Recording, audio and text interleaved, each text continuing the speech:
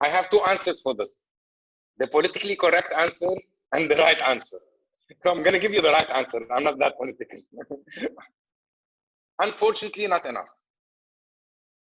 But the good news is that I have started seeing a lot of owners, entrepreneurs, CEOs who think this way progressively, who have this thinking. Now, I can't say a percentage, but it's not. We're not in the 50-50 yet. The people who are thinking of empowering and of that money is not the only motivator are still a bit lesser than the 50%. I think probably in the 30, 25, 30%. But what I can see is that the trend is increasing quickly.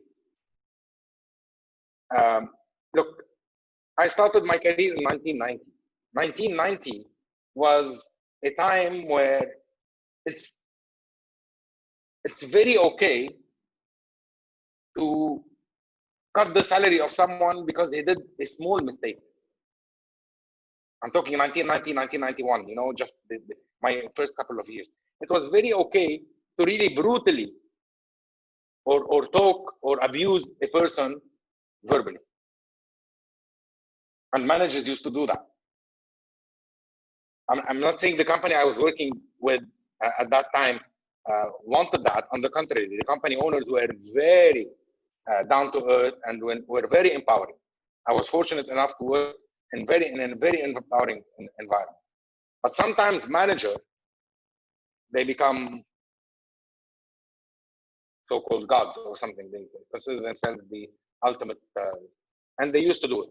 The good news is that it's shifting. When will the peak comes, or when will flip over? I don't know, but it's soon enough. I think in the coming 2 or 3 years, with the information out there now, with the people understanding that